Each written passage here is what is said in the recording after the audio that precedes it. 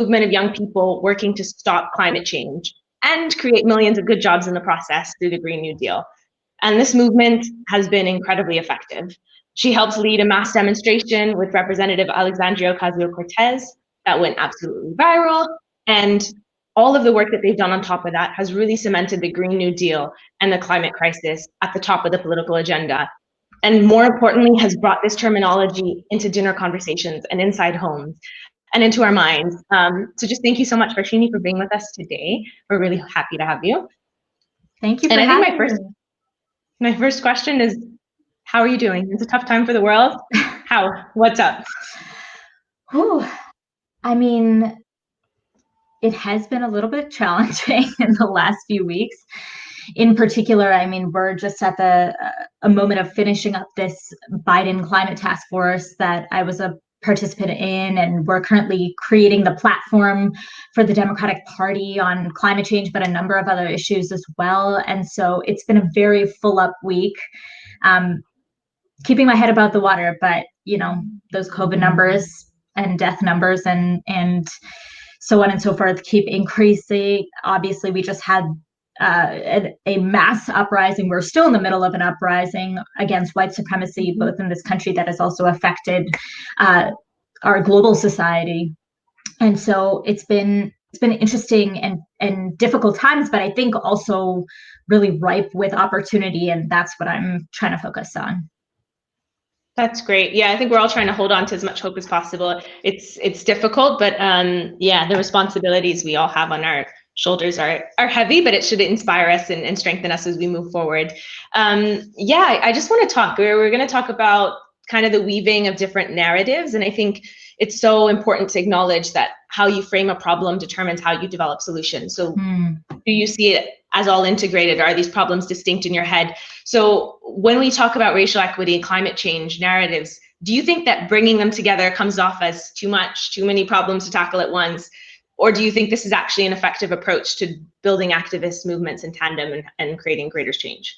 Yeah, I get this question a lot. People look at something like the Green New Deal, right, which aims to tackle the triple threats of the climate crisis, of economic inequality, of racial injustice, and says that for the first time in our history, we have to tackle these crises collectively, or we cannot tackle any of them at all. And I think that is a far more effective way of addressing this crisis than we have seen previously. I think for the last 40 years, we've seen climate advocates attempt to talk about this as a decarbonization problem, or try to talk about it as purely a scientific and physical problem. But I think when we get into the fact that the climate crisis is not just about carbon in the atmosphere or parts per million or whatever that is, or degrees, this is a question of, do people have adequate water? Do they have adequate shelter? Do they have land? Do they have communities? Do they have jobs? Do they have livelihoods that are worth living, that are dignified? And what we find is that the climate crisis threatens to worsen virtually every issue that people face in our nation and around the world. And so what the Green New Deal and what crises like this, what solutions like the Green New Deal attempt to do is fight for solutions that are actually commensurate to the scale of the crisis, and refuse to leave communities in the global south behind, refuse to leave people of color behind or workers behind, and say we will only contest for solutions that meet the full scale of the problem without leaving anybody behind in the transition. Also, I'm getting a little bit of feedback, which is a little hard to listen to myself. I don't know if there's a way to. No, I had the same problem. I think if you have an open window, if you have it open twice, you can hear yourself twice. That's generally how this. So you can try to hunt for that. I was doing the same thing. Hunt for that window. Okay, great. Oh, wow, that fixed so much. Sorry, everybody. If I looked like I was thinking, I was like, why am I hearing twice of myself? Okay, great. Thank you. Yes, major key. Yes. I think it's really important for us also to think about the dominant narrative on climate that you've been talking about. And sometimes there's just this focus on technology and science and markets. And then you've got climate justice and you're talking about morals and ethics and responsibility and vulnerability. And it's really interesting, I think, for us to maybe take on that mind shift, to really think deeply about who is responsible, who is vulnerable, how do we protect them in this solution building. I'm really curious because you have a heritage from Southern India, and how has this shaped your views on how racial and ethnic inequities are interwoven with frequent natural disasters? Yeah. I mean, I would say, so I'm the child of two South Indian immigrants. I wasn't born in India, but it's a place that I have visited often, and that feels like, it feels like home. It feels, I feel a deep connectivity to it, even if I was born and raised in America. And I think one of the moments when I fully woke up to the immediacy of the climate crisis was when I watched a series of an extremely strong monsoon season create these floods where my family's from in southern India, and watched like the entire state where my dad and grew up be deluged in just like feet and feet of water, and saw these like horrific images of mothers and children kind of walking like waist deep, chest deep in water, seeing all of these fisher people being the ones that have to rescue folks from their homes, like seeing elder people being left in their homes for days without electricity or food or water, and realizing, like, when I called my grandmother to just check in on our family members and our her apartment and all of that,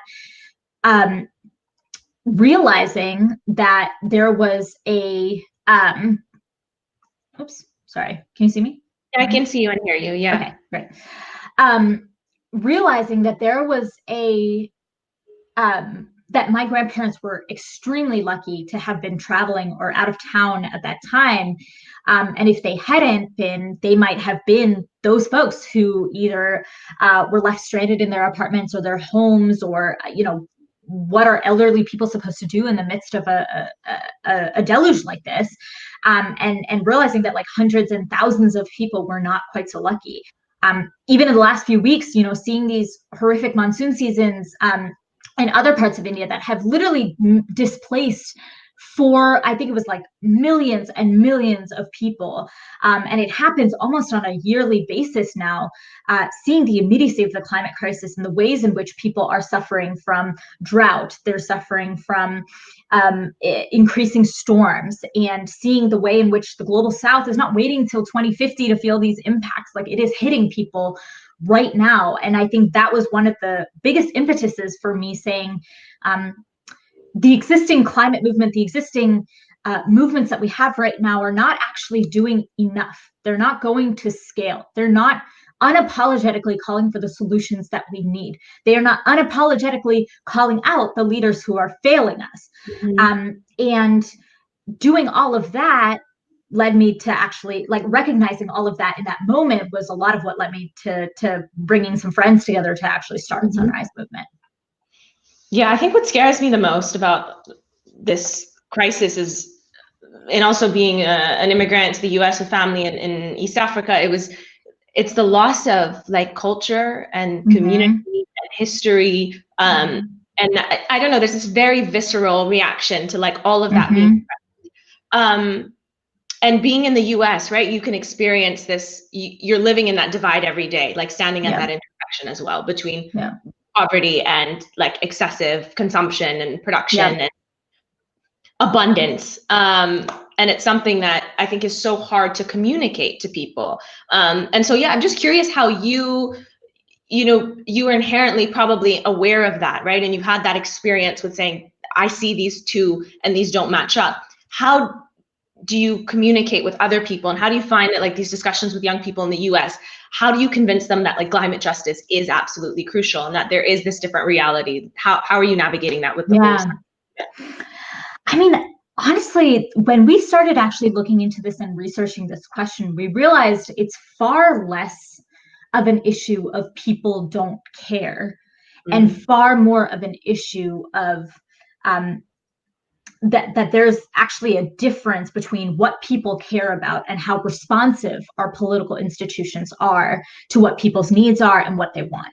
So what we found was that there is actually overwhelming support in the United States for climate action. Amongst young people, that is like, I mean, it skyrockets, like 90+% of young people believe that we should be moving towards a renewable energy economy.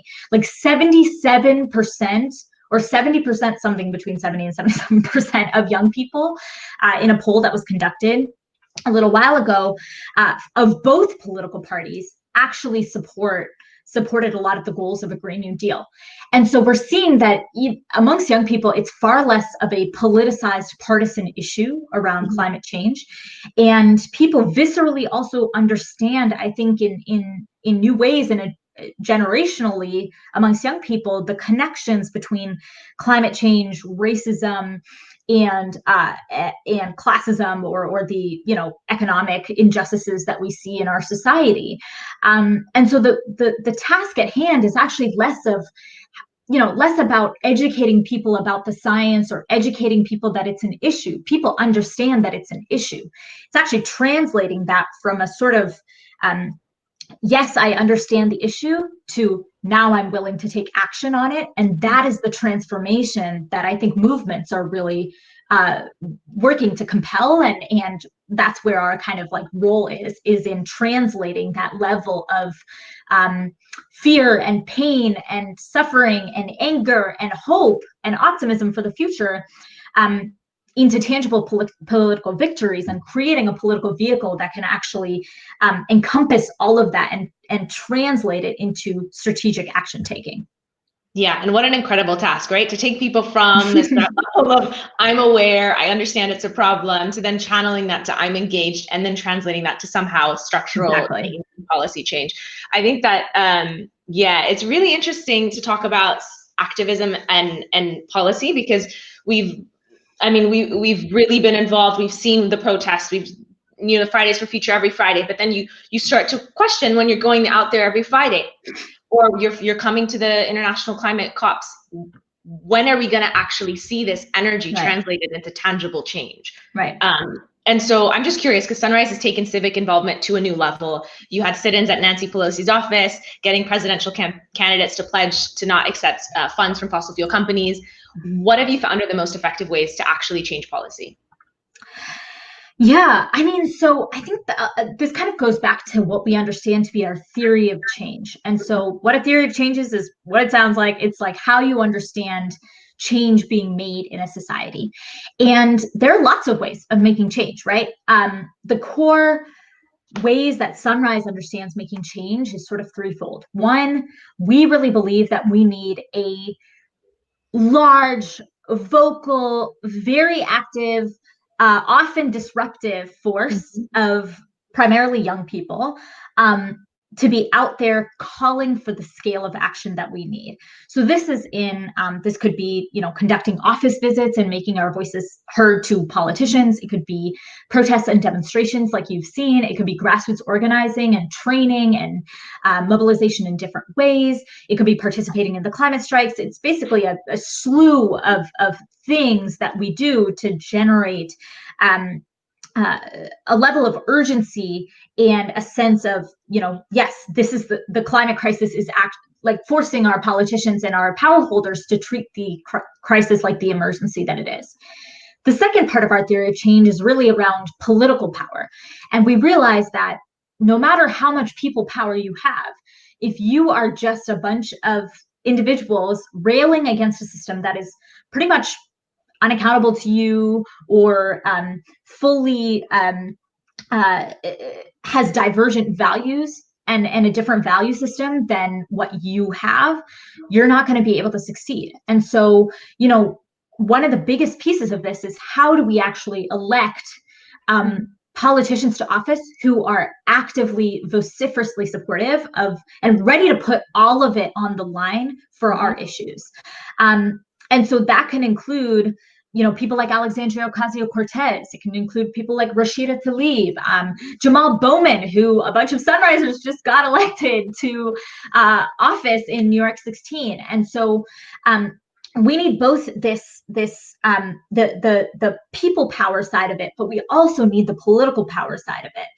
And without both of those things working in tandem, we actually can't achieve the level of institutionalization of everything that we're shouting for in the streets to actually enter Congress, to pass Congress, to be implemented, and then to be enforced. So that's kind of how we understand our theory of change. Yeah, and it's interesting because there's theories of change, right? Which sometimes can be your dream of how you think it could work. And then there's reality. And it's just amazing to see how you have, as an organization and a coalition of young people, have really got it spot on, because you're at this point now where you're working with Biden on his climate change task force and have this huge opportunity. And I'm just curious, one, what has that process been like? And then two, how can this be a vehicle for change, not only for climate change, like the climate crisis, climate action, but also racial equality, which is an evolving conversation right now in the US? Yeah. I mean, so the Biden task force process is actually, so it's completed. It finished a couple weeks ago and was a very quick 6-week intensive process that basically got a platform ready to inform both Joe Biden's climate policy, but also to inform the Democratic National Convention party-wide platform that will be voted on in the next couple weeks. So this was, honestly, it was kind of nerve-wracking to be on this task force. Like, I was the youngest task force member out of all, I think, 40 something members of the task forces. It was a huge honor to have Bernie Sanders say that he really believed in me and to advocate for me to be on that task force. And it was also, I was actually kind of amazed to see Joe Biden say that he would also have me on there, given that Sunrise has not been limited in its criticism of Joe Biden. But it was a really fascinating process, and I learned a lot from it. I mean, and it was complicated to be a part of, right? Like, young people, there's a real generational divide in our country, and overwhelmingly young people in the Democratic primary voted for Bernie Sanders, and overwhelmingly older folks voted for Joe Biden. And so many folks in our base were really skeptical. They were like, is this process going to do anything? Are they just using our name? Like, I don't know. Like, they had questions about it, right? And I think all of those questions are really valid. I think my goal going in was to really push on a couple things with Joe Biden's climate plan. One was that we had to move these dates up in terms of our benchmarks for decarbonizing our economy. And we had to do it in really just and equitable ways. So that was one thing. 2050 dates, way too late. The United States has to be a global leader in getting to, net zero greenhouse gas emissions. We have to do it like decades before 2050 if we expect the rest of the world to follow our lead. Yeah. And then the second priority was to essentially say environmental justice and climate justice. So addressing the inherent inequalities in our system that lead to some people breathing worse quality air than other people, some people experiencing the brunt of storms and being able to recover far slower than other people, and those lines almost always falling on lines of race and class and gender, that we had to put into place anti-racist, anti-classist policies, and that had to be at the heart of everything in our climate agenda. And so I'm kind of proud to say that, like, with a lot of our advocacy and a lot of the Biden folks being pretty amenable, and also, really like high-powered individuals on this task force, like AOC and environmental justice leader Catherine Flowers, we were able to push them considerably. The Biden campaign moved from saying that they would put in place a $1.7 trillion plan over 10 years to saying they would do a $2 trillion plan in 4 years. So that's like a 200% increase in ambition. And they said that 40% of that investment will go directly to disadvantaged communities. 40%. So that's really, really significant. And is it on par with actually some of the most ambitious climate policies that we saw being fought for in states like New York City, in New York. And so, you know, there were a number of things that we won on this. We moved their timelines for achieving 100% clean electricity up by 15 years. We established an environmental justice fund that directly supports to get lead out of water pipes, to stop contamination of water and air, to declare that toxic pollution sites that have been particularly hurting Black communities have to be cleaned up.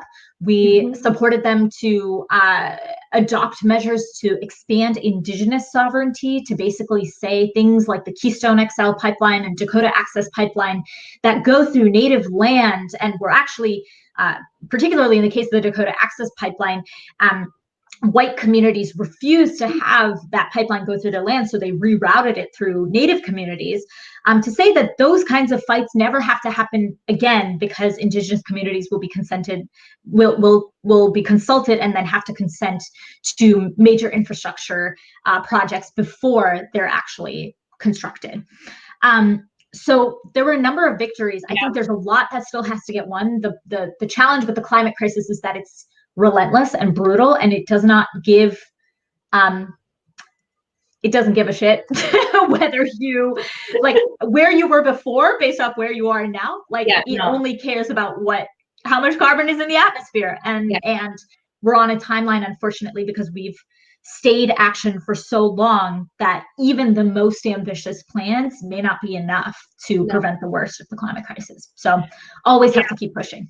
Well, first off, congratulations. That is incredible. And I know that so many of the young people who are so excited about the Sanders campaign and this movement that we've been a part of for years, were happy to see that come together. And to hear from you, from someone who's on the task force, speaking positively about how you are able to really push is amazing to hear. And I think it also is a testament to what we may not do enough, which is talk to the other side, because we have, yes, generational divides, but we also have divides in ideology, and so many different ways in the way we see the world. And I think too often we're not willing to go into those uncomfortable spaces to have the conversation. There's criticism involved with that, and even though it's within the same party, it's amazing to still see how much progress was accomplished through bringing the same people to the table and having that conversation. So I'm just wondering kind of maybe where you draw the line. If Biden doesn't win, would you approach the Trump administration? And how would you work with them on issues of climate change? Or just even more broadly, like how is this Sunrise as a youth-led movement? How are you thinking about involving those on the other side of the aisle too? Maybe starting with the younger generation who might be closer to the same page. Yeah. I mean, I'll be totally honest. I don't really see a pathway to working with the Trump administration. I think they've made it pretty clear where their allegiance lies. They did that by, hiring former CEOs of ExxonMobil to, be Secretary of State, and figuring out every way that they can to prop up the oil and gas industry during COVID, while letting the renewable energy sector basically suffer hugely. So I think, to me, if we lose this presidential election in November, it is extremely bad news for our ability to do anything on federal policy for the next 4 years. I think there's still options. Like, I think we can continue to sort of, everything that's happened with the Green New Deal has happened under a Trump administration. So there's a lot of work that you can do to align the Democratic Party around the true solutions to the climate crisis, which is a lot of what has happened in the last 4 years. The fact that Joe Biden's climate plan is actually going to be, in 2020, will be more progressive than Bernie Sanders' climate plan in 2016 is huge, huge progress. So we can make things like that really happen at the federal level. And I think it's always worth contesting for, but we can't get anywhere close to implementation of actual policy until we have terrain that is more amenable and to change and being pushed than a Trump administration. But I think there's a lot of work that can be done at the state and local level. And I think, so there's actually interesting polling that came out earlier this year that showed that the best way to win back swing voters, so people that voted for Trump in 2016 but might vote for other politicians in 2020, is on climate. And so there's a lot of folks who are thinking about, how do we actually target and reach out to, and that demographic is young people. I forgot to say that part. So there's a lot of talk out there about like, how do we actually specifically target young people who voted for Trump in 2016, but are amenable to switching in some of these swing states like Florida in 2020. And that is like a big conversation that I think could actually help us win in November. Yeah, that's great to hear. And I think it's interesting to think about how the current state of probably U.S. administration, and this is the case with every government, you have conditions that are comfortable to work with and are easier to kind of facilitating the change that needs to happen, and others that are not.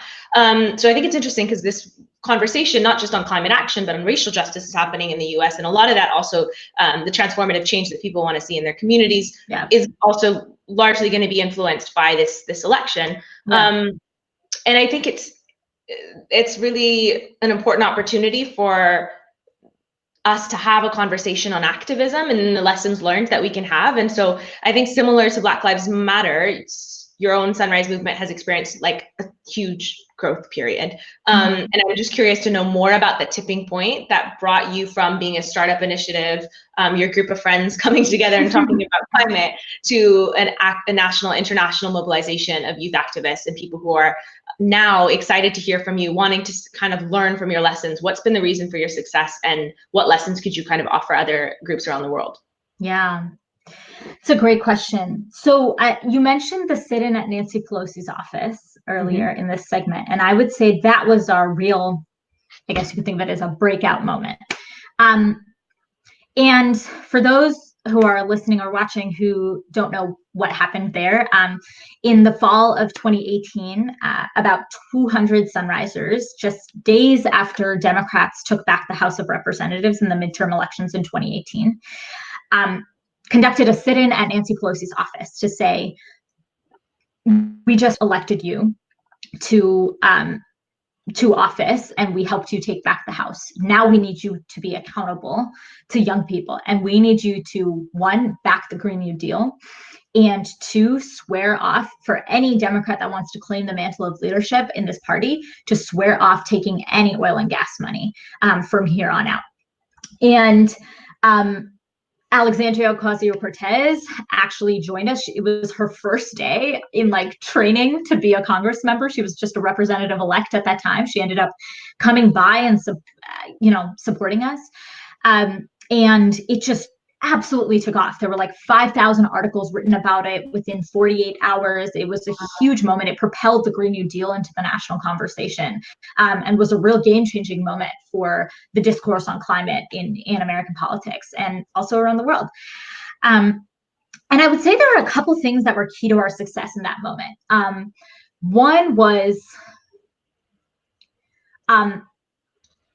being able to define the moment proactively rather than reactively. And so many movements and organizations had for a really long time said, okay, we have a new session of Congress. We're going to wait a few months, see what happens, and then react to things that Congress does.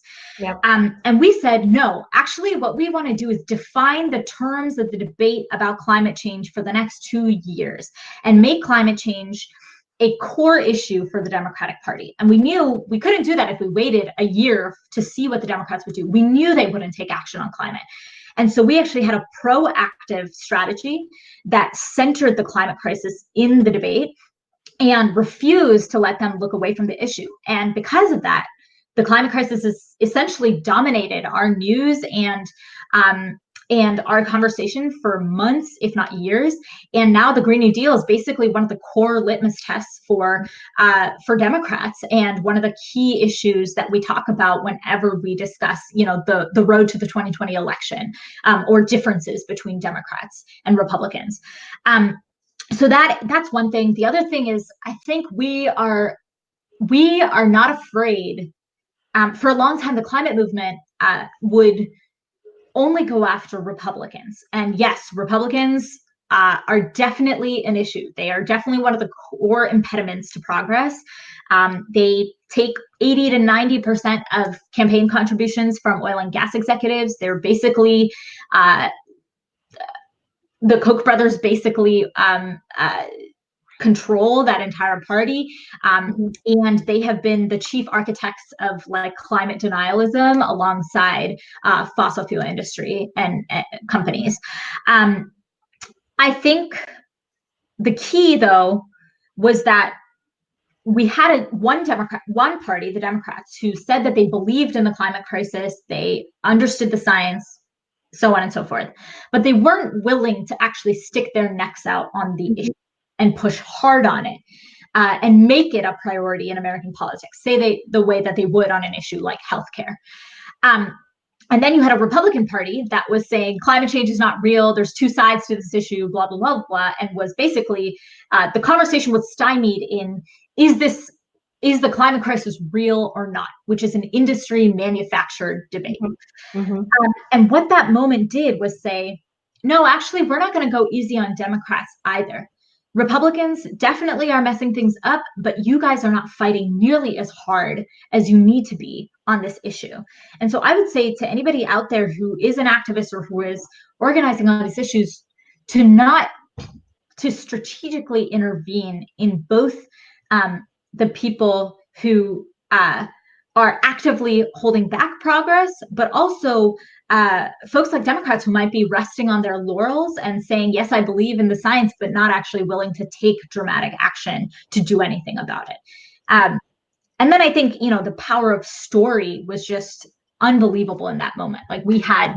I remember the horrific California fires were literally on the screen in Nancy Pelosi's office while one of our leaders, Claire, was talking about how her aunt and uncle's house had just burned down in California in that same fire while we were at that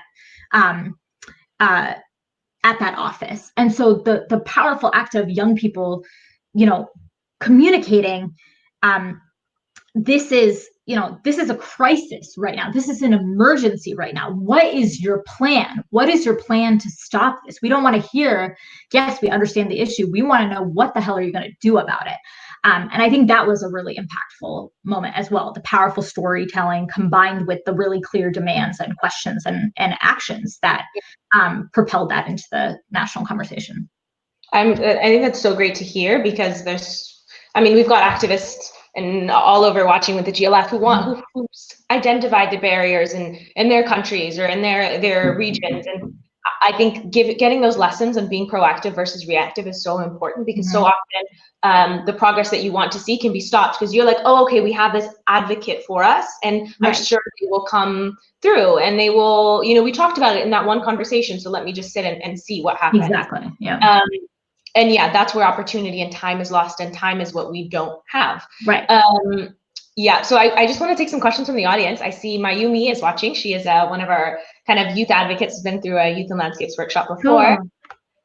She is curious to know, how has your theory of change been informed by other kind of global anti-racist or climate movements, given that the ways that people express their resistance globally doesn't always manifest in kind of overt ways? That's a great question.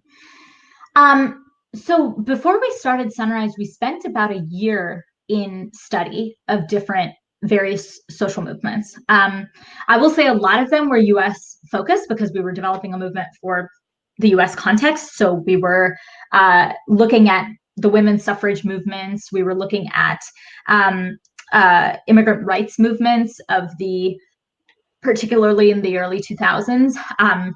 We studied deeply the civil rights movement. But we also were looking at movements like the Indian independence movement and studying like Gandhian nonviolence discipline and the role of that in how that can translate to US context, which obviously the civil rights movement was heavily inspired by Gandhian nonviolence. We, studied the Otpor resistance against the dictator of Milosevic that actually ultimately ended up that was in Serbia and was a bunch of young people that were actually ultimately able to overthrow a dictator, and studying the creative tactics and mobilizations and protest movements by young Serbians was actually one of the biggest inspirations for a framework and theory of change called momentum, which actually has informed most of the bedrock of the Sunrise of our like foundations in terms of our theory of change. So those are some of the global movements. I think we've also been really, a lot of contemporary movements have been shaping our way of thinking as well, like everything from the climate strikes to also like the indigenous uprisings against the Dakota Access Pipeline, which yes, started in the US, but have a huge, we're definitely an international movement and coming together of indigenous peoples, which was just amazing. And yeah, I would say those are like some of the primary movements that have informed us. It's great to hear because movements are so powerful, and we've talked about this even here with the GLF for Youth and Landscapes, where you're talking about a restoration movement or one that's like in protecting nature and restoring nature, but also acknowledging that a lot of these movements are going to have to converge and build in order to create the long-term kind of impact that we want. And looking back is really important. We have another question. Which is, how has being a young person affected your work in activism, and how has your age benefited you or hindered you in that? Great question. Well, I love being a young person. It's fun. I don't know how much longer I can say that for, but we'll see. I think the best part about being young is you're just not stuck in the rules of yesterday. Like, you are not stuck in this is the way that things are. This is how much change can happen. What you're asking for is too radical. What you're asking for is impossible. Like, young people are so powerful because we just don't put up with this argument of what you are asking for is too much. And to that, every single time when I work with young people, they say, why not? I feel like, as you get older and older, maybe the question you ask is why or how, or you just say it can't be done. And so young people just haven't felt that level of resignation or jadedness or whatever it is. And I think that's infinitely powerful. I think the piece, let's see, what has been hard? Oh, great question.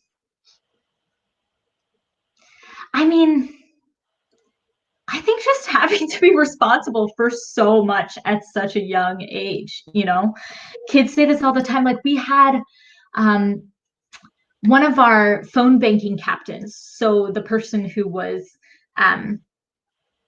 responsible for pulling together hundreds or thousands of volunteers to make calls to voters to elect climate champions to office, was 14, and another one was 16, right?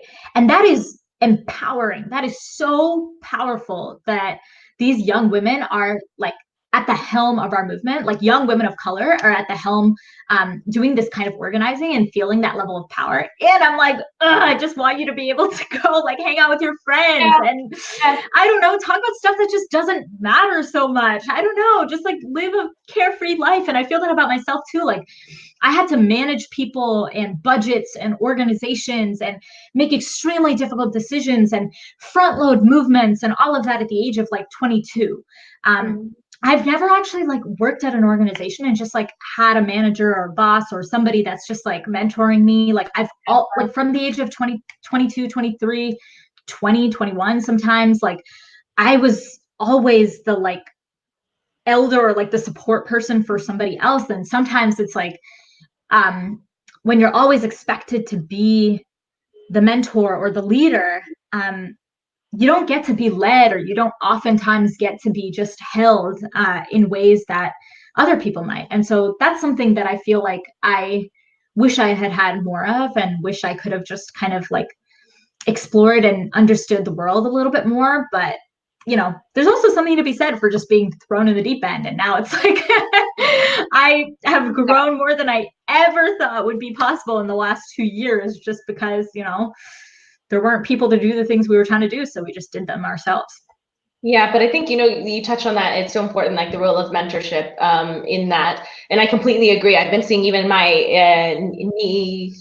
youngest cousin, Naomi, I learned more from her Instagram, like in terms of active, like I am just like, how are you so on it? I was not that at 15 years old. My activism came at like 19 in college. Yeah. And so, instituting ways that we can not only mentor and like support those that are coming, but like, as a leader of a youth organization, like where are you going to find that for yourself? But there's a comment from someone, Honora Burras from Louisiana, who said, and I think this is an extension, he's glad to see the activism of this generation, but many of us baby boomers and other generations have also been fighting for the environment for decades. So don't rule out working with us. Definitely.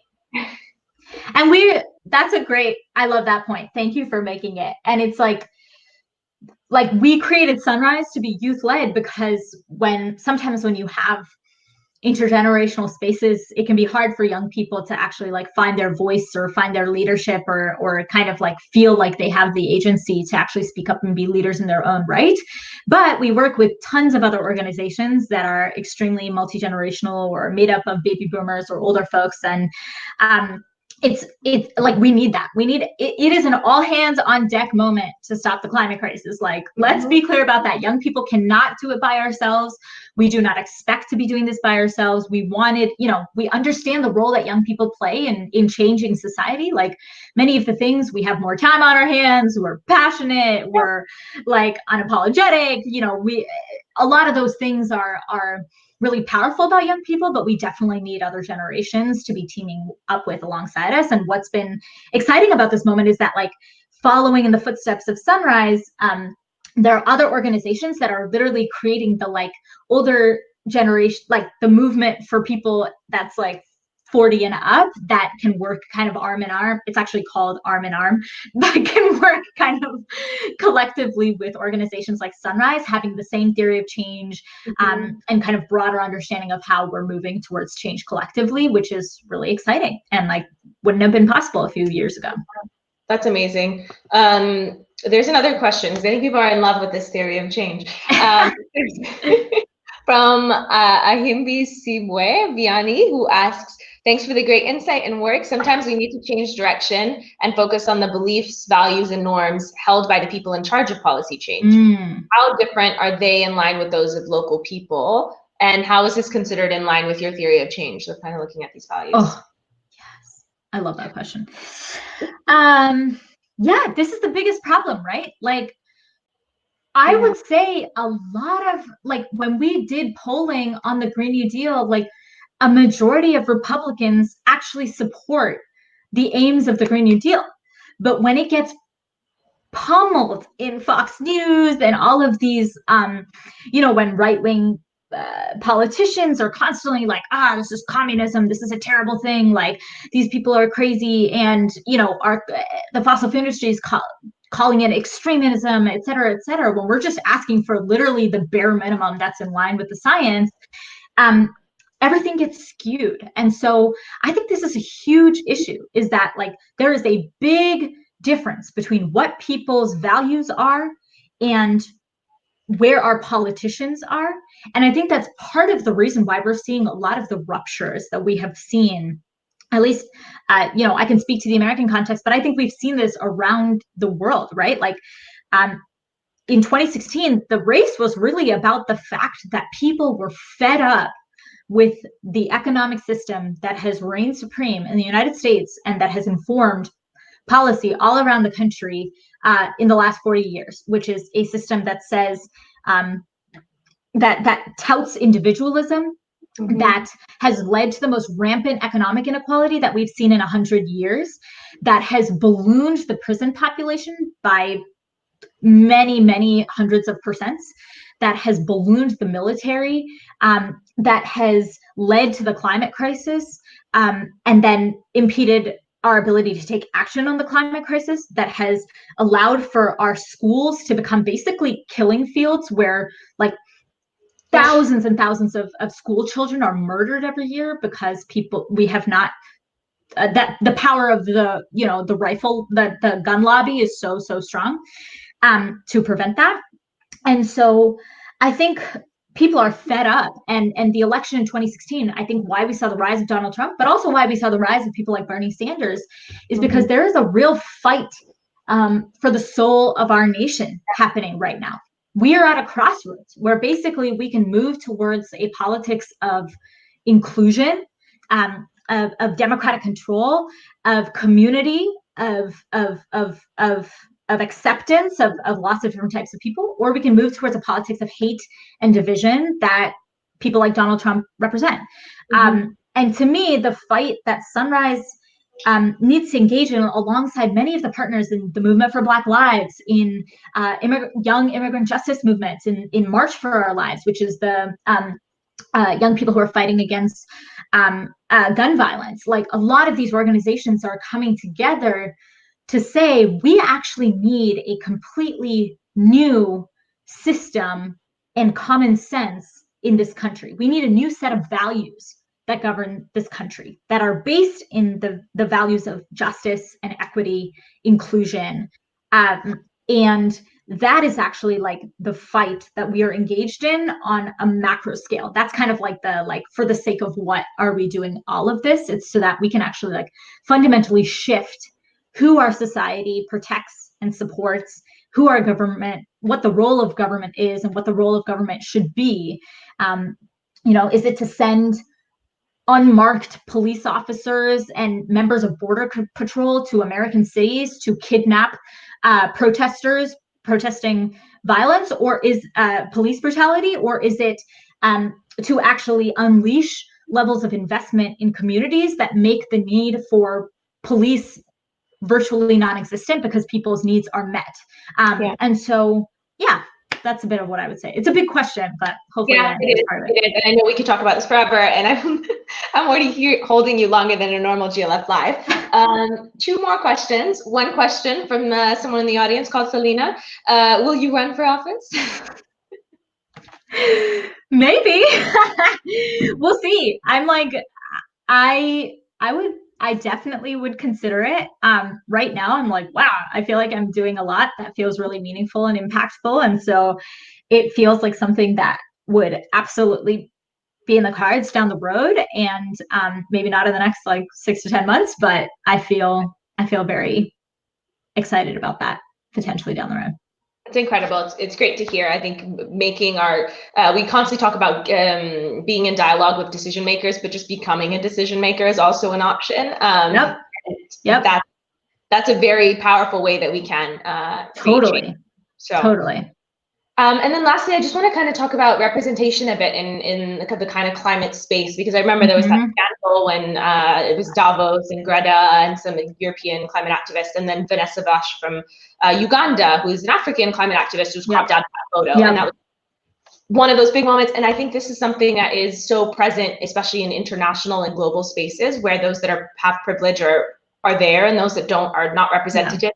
So I'm just curious, how can we ensure that the climate movement is an inclusive space for people of color, marginalized groups, that these are also the ones who are at the front line and shown as leaders? What are your thoughts on this? Yes, I think this is super important. And I think it's one of those things that, like, I don't think Sunrise has gotten perfect yet. I don't think I think we have a lot of work to do here as well. And part of this is like climate movements also inheriting the inherent whiteness and classism that existed in the environmental movement for a really, really long time.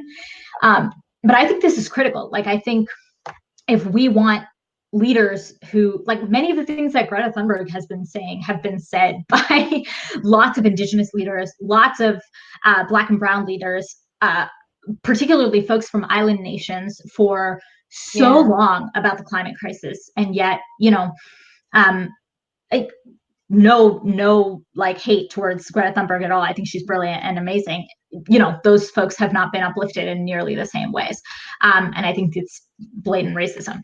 And so I think we've got to keep fighting for this, partially because I think those closest to the pain are able to speak towards the solutions that we need with the greatest level of clarity. I think that people who come from the communities that are the most impacted are the ones that we should be following in terms of the level of solutions, in terms of the scale of them, in terms of the timelines of them, and all of that. I think that, you know, it's high time that we actually use this moment around the climate crisis to flip the script on who gets incorporated into moments of economic prosperity or moments of mass transformation in this country and around the world. And if we view this, the level of action that needs to be taken to address the climate crisis as an impetus and an opportunity to actually fight back against racism and white supremacy and capitalism and other issues, like, and see that as this moment, I think that we could completely change the way we could reverse the harms that have been done in the United States around, like, Indigenous genocide. We could work to repair the harms that have been done unto Black families in the United States because of slavery. And I think this is, like, it is absolutely essential that those folks have community in our movements. Otherwise, I think we're just going to be extremely hamstrung and not actually able to put forward the right solutions or have the right people in the room. We're going to have, like, major blind spots. Yeah. Well, I think it's amazing. I have so much hope, having been just kind of part of the protests on the streets and seeing that kind of convergence, and the solidarity among people, among young people, among Indigenous activists. Yes. And people of color. I have so much hope in the direction that we're going, especially with this generation and those champions that were also there for many years before us. Thanks so much for gracing us with your wisdom and your insights. I know that it's been a great way for me to spend my Friday evening, and everyone else who's watching as well. Oh yeah, it's evening for you guys. I'm like, it's noon. It's just the afternoon. Friday evening, yeah. Thank you all for listening. Thanks for having me. And just a little plug, you know, just keep on fighting for nature as well. You know, restoration. We've got to see it. I think the dialogue emerged in terms of, like, harmony and people and nature and finding that. And I'm just so glad that we have you present, and that you're continuing to push both your personal limits in terms of what you can handle, but thank you for fighting for us all. I think this has been really incredible for us. Yeah, and folks can follow along with the conversation or just with Sunrise and what we're doing by going to, you can go to sunrisemovement.org, or you can follow us at Sunrise MVMT, basically on any social media profile. Thank you so much. Yes.